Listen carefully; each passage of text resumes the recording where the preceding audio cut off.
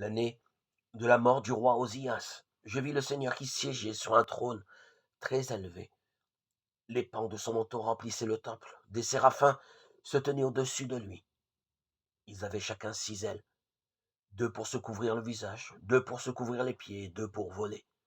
Ils se criaient l'un à l'autre, Saint, Saint, Saint, le Seigneur, Dieu de l'univers. Toute la terre est remplie de sa gloire. Les pivots des portes se mirent à trembler à la voix de celui qui crie, et le temple se remplissait de fumée. Je dis alors, malheur à moi, je suis perdu, car je suis un homme aux lèvres impures. J'habite au milieu d'un peuple aux lèvres impures, et mes yeux ont vu le roi, le Seigneur de l'univers. L'un des séraphins vola vers moi, tenant un charbon brûlant qu'il avait pris avec des pinces sur l'autel. Il l'approcha de ma bouche et dit, ceci a touché tes lèvres, et maintenant ta faute est enlevée, ton péché est pardonné. J'entendis alors la voix du Seigneur qui disait, qui enverrai-je? Qui sera notre messager? Et j'ai répondu, moi, je serai ton messager, envoie-moi.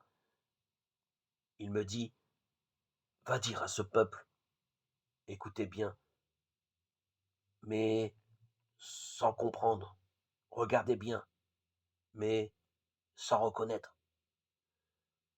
Alourdis le cœur de ce peuple, rends le dur d'oreille, bouche-lui les yeux.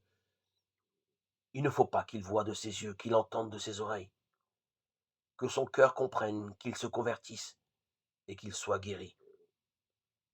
Livre d'Isaïe, chapitre 6, verset 1-10. Le temple veut dire maison de Dieu.